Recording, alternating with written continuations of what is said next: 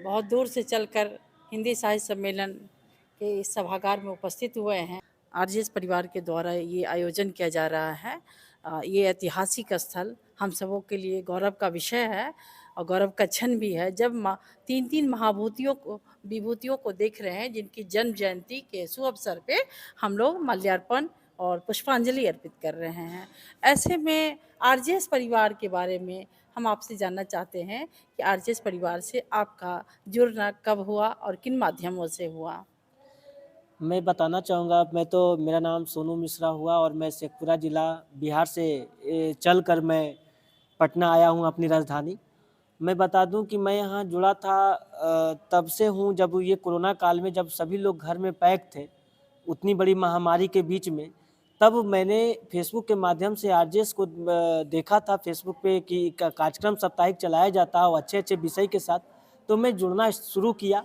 जब जुड़ा तो सर के माध्यम से 2 महत्वपूर्ण चीज़ें मुझे मिली। जी। 2 महत्वपूर्ण चीज़ें ये रही कि पहला तो इनका एक उद्देश्य रहा आरजेएस परिवार का कि सकारात्मक शब्द को लेकर के एक पारिवारिक माहौल क्रिएट करना है।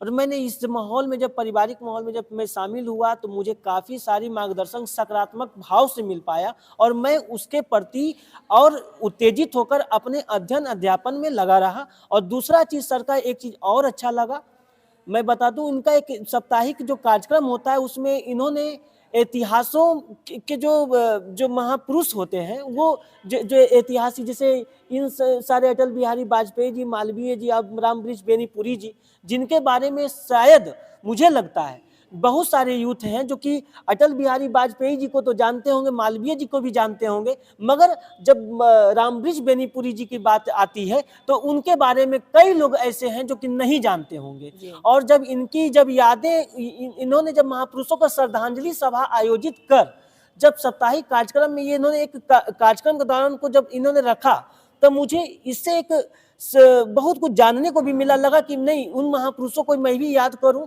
मैं भी जान पाऊं। और मैंने इनसे ये सीख मिला कि मैं आज के समय में आरजेएस परिवार से जुड़ने के बाद मैं प्रत्येक दिन ऐसे जितने भी महापुरुष जिनकी जयंतियां होती हैं, पुण्यतिथि आती है, मैं उन्हें प्रत्येक दिन श्रद्धांजलि देता हूं।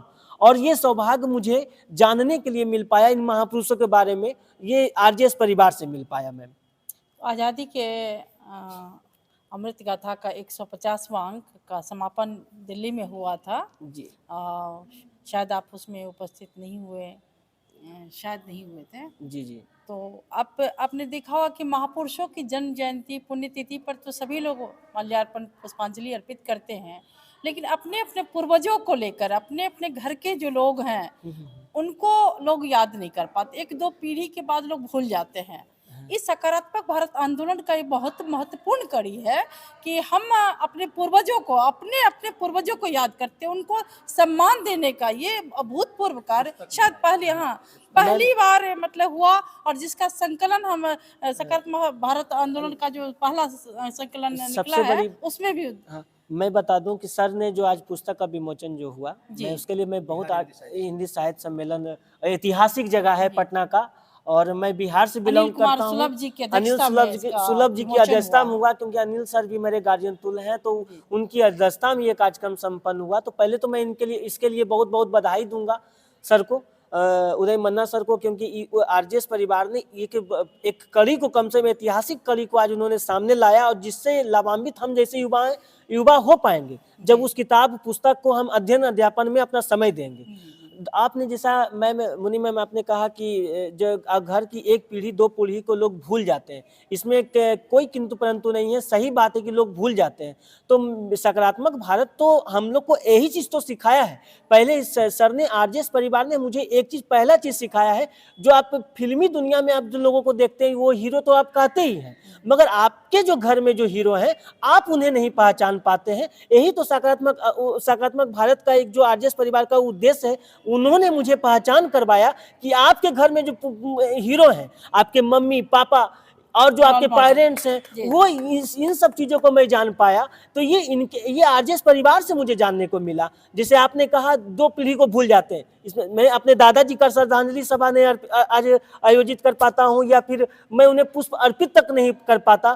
तो ये जब हम किसी महापुरुष की श्रद्धांजलि अर्पित करते हैं तो वो ठीक है, अलग सी बात है, वो हम कर ही रहे हैं, मगर क्या अपने जो पूर्वज हैं हम उन्हें भी भूल जाएं? ये कम से कम अगर सकारात्मक भारत जो आरजेएस परिवार ने जो नींव रखा है इन सब चीजों का, इससे हम जैसे युवा पीढ़ी बहुत कुछ सीखने को भी मिल पाएगा। और जो घर में बैठे जो लोग हैं, जो अभी हमको सुन पा रहे होंगे, मैं उन लोगों से भी अनुरोध करता हूं कि जो आपके घर में है वही सही मायने में आपका हीरो है, और जो घर को संभाल रहे हैं वो सबसे बड़े हीरो हैं। आप उन्हें लेकर चले तो आप समझ पाएंगे कि पूरी दुनिया आपके पास होगी। अगली किताब जी के लिए जी। क्या सुझाव रहेगा एक सर यंग पत्रकारों को? आप पूछिए।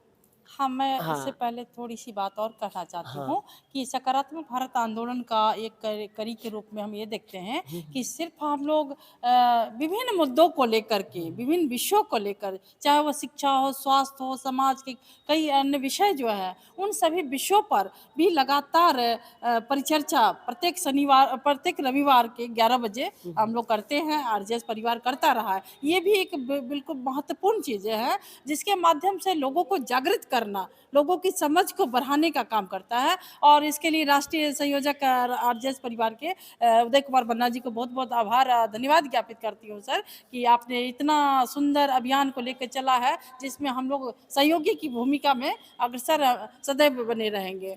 और आगे जो सकारात्मक भारत आंदोलन की जो किताब है पार्ट 2 आने वाली है, उसके लिए आपका क्या सुझाव होगा? देखिए, अब जो दौर चल रहा है, हम लोग एआई में प्रवेश कर गए, आर्टिफिशियल इंटेलिजेंस। और जब हम लोग आर्टिफिशियल इंटेलिजेंस में हम लोग जब प्रवेश कर गए तो इसका लाभ तो हम जैसे युवा ही उठा पाएंगे, और जो बुजुर्ग हैं वो भी ले पाएंगे।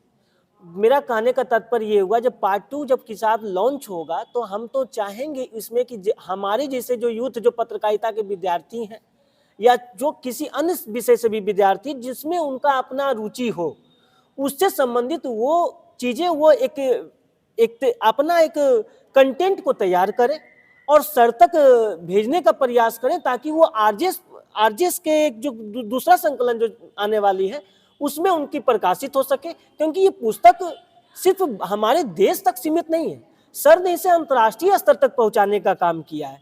तो इसलिए मेरा एक सुझाव यही है कि हम लोग जब आर्टिफिशियल इंटेलिजेंस की ओर तो बात हो रहे हैं, मगर उसमें एक मैं बात बता दूं, उसमें भावनात्मक चीजें नहीं है। वो जो भाव आता है वो हमारे लिखने से ही आ सकता है। तो कहने का मतलब है, जब हमारे कोई भी देखिए, कोई भी चीज का पॉजिटिव नेगेटिव होता है, मगर हमें नेगेटिव चीजों को छांट कर चलना है, हमें पॉजिटिव चीजों को लेकर चलना है। तो मुझे लगता है कि जो दूसरा संकलन आएगा तो हम जैसे जो युवा हैं और युवा जो विद्यार्थी अपने अपने विषय में जिनकी रुचि है, वो आरजेएस परिवार से संपर्क करके, किसी भी सदस्य से संपर्क करके वो उदय मन्ना सर तक उन तक उनकी जो कंटेंट है, जो वो जो बात रखना चाहते हैं, जो समाज हित में रखना चाहते हैं, देश हित में रखना चाहते हैं, वो दें, ताकि वो कंटेंट आने वाली जो दूसरा किताब है उसमें प्रकाशित हो सके। और ये उनकी बात दूर दूर तक जो लोग विद्वान बैठे हुए हैं वो उस चीज को देख पाए। हो सकता है अगली पारी उनका इंतजार कर रहा हो, उन्हें बुलाहट आ जा सकता है। अगर मैं बिहार की भाषा में, उन्हें बुलाहट आ जा सकता है, क्योंकि कुर्सी किसी का कब कहां पर मिलेगा ये कोई नहीं जानता है। तो इसीलिए अगर दूसरा प्रकाशन आ रहा है, ये उदय मन्ना सर का बड़प्पन है। ये बहुत बड़ा बात है कि सर ने इस उम्र में आकर सर ने एक अभियान चलाया। एक जैसे लोग बोलते हैं, जैसे सर ने हमें एक बात, मैंने बताया था शुरुआती दौर में, सर ने मुझे कहा था कि जैसे मैंने रिटायर कर जाते हैं उन्हें लोग भूल जाते हैं, जबकि हकीकत ये होता है। सर ने मुझे इस पर डांट लगाई थी, मुझे वो याद आता है। और सर ने कहा था वो तो डिक्शनरी है, आप उसे मत छोड़ो। तो मैं समझता हूं कि आपके गांव, झुग्गी झोपड़ी, जहां भी आप बैठते हैं, वहां सभी जगह से आप सीखने और सिखाने का सिलसिला चलता रहता है। ये हमारा उद्देश्य होना चाहिए हम युवाओं को, कि हम कितना ले पाते हैं। तो ये हम, और यही हम जो लेंगे और वो जो लिखेंगे, वही कंटेंट हमारी किताब में प्रकाशित जब आरजेएस परिवार में होगा, तो उन्हें, हमें लगता है कि वो बेहतर जगह पे पहुंच पाने में अग्रसित रहेंगे। यही कहना चाहिए। आपके सुझाव, महत्वपूर्ण सुझाव के लिए बहुत बहुत धन्यवाद, बहुत बहुत आभार। आपने आप इस अभियान को और तीव्रता से जहाँ भी है, जहाँ और जैसे भी है, उसको बढ़ाए रखें, इसके लिए शुभकामना भी। बहुत बहुत धन्यवाद। और मैं आरजेएस परिवार के संरक्षक रैना इन्फोटेक के डायरेक्टर दिलीप कुमार वर्मा जी से गुजारिश करती हूँ कि वो अमृतकाल का जो सकारात्मक भारत का दूसरा अंक पुस्तक के रूप में जो प्रकाशित होने वाली है, आने वाली है, उसके लिए आप क्या सुझाव देना चाहेंगे दिलीप कुमार वर्मा जी? सबसे पहले मैं आरजेएस फैमिली को बहुत बहुत धन्यवाद देता हूं जो इस मंच के अवसर पर मुझे इनवाइट किया गया।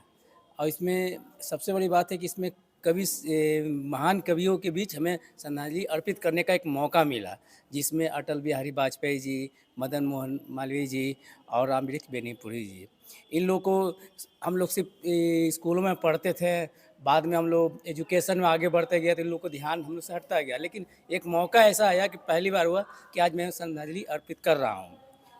और दूसरी बात यह है कि आरजेएस एक सकारात्मक की ओर बढ़ता हुआ चीज़ है। इसमें अगर कुछ भी नेगेटिविटी आ रही है तो मुझे इसमें सकारात्मक प्रभाव पड़ रहा है।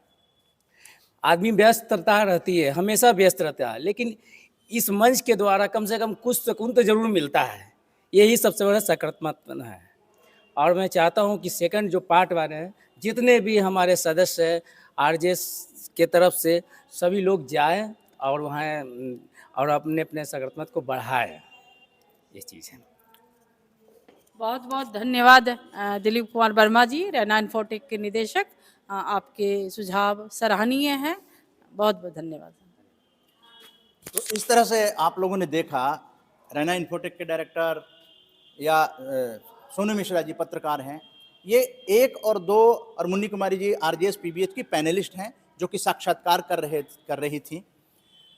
ये 1-2 लोग नहीं हैं, ये रिप्रेजेंट करते हैं बिहार के युवाओं को, अपनी भावनाओं को जिस तरह से इन लोगों ने बेबाक तरीके से बताया है।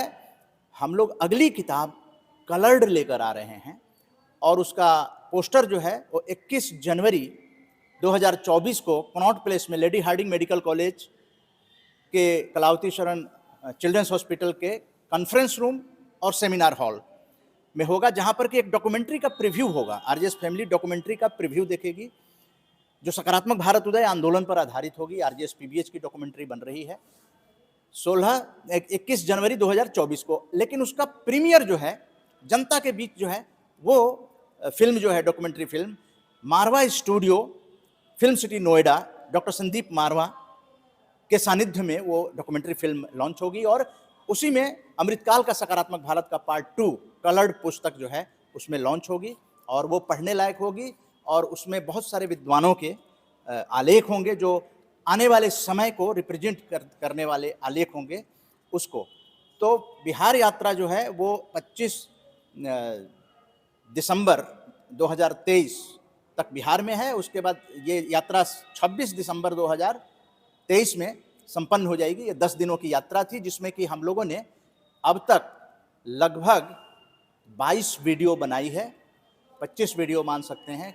हम लोगों ने यूट्यूब पे RJS positive media YouTube channel पर आप लोग देख सकते हैं सकारात्मकता, जिसमें विभिन्न वर्गों से बातचीत की गई है, महिलाओं से भी, किसानों से भी और लाइब्रेरी के इंचार्ज से भी बातचीत की गई। एमएसएमई के निदेशक के मंडल के साथ उनके जितने सहयोगी थे, पाटलिपुत्रा में जो विकास कार्यालय है एमएसएमई का भारत सरकार का, वहाँ की लाइब्रेरी में, नेशनल आर्काइव जो बिहार राज्य अभिलेखागार निदेशालय है उस लाइब्रेरी में, बिहार हिंदी साहित्य सम्मेलन में डॉक्टर अनिल सुलभ जी के हाथों ये लाइब्रेरी में जाएगी। तो हर जगह किताब जो है, दूरदर्शन के डीडी बिहार और आकाशवाणी के जो डॉक्टर राजकुमार नाहर जी हैं प्रमुख, कार्यक्रम प्रमुख, उन्होंने लाइब्रेरी तक पहुंचाया है। ऐसे तमाम जगह पे आर्यभट्ट ज्ञान विश्वविद्यालय जो है पटना में, वहाँ नैनो टेक्नोलॉजी के जो हेड हैं उनके थ्रू, डॉक्टर राकेश कुमार सिंह जी के थ्रू वहाँ की लाइब्रेरी में पहुँचाई गई है। अगली दिल्ली लौटने के बाद, कार्यक्रम करने के बाद संभवतः हम लोगों की यात्रा जो है वो गुजरात रवाना हो जाएगी, जहाँ जामनगर, पोरबंदर और आपके बड़ोदरा अब सब जुड़े हुए हैं। आरजेएस फैमिली के लोग हैं, उन्होंने इनवाइट किया है, तो हम सभी जाएंगे। आप सभी 21 जनवरी 2024 को गणतंत्र दिवस के कार्यक्रम में और मारवा स्टूडियो नोएडा में 13 फरवरी को आप सभी बिहार के लोग जो आरजेएस से जुड़े हुए हैं उनको निमंत्रण भी देने आया हूं इस यात्रा के दरमियान। जय हिंद, जय भारत।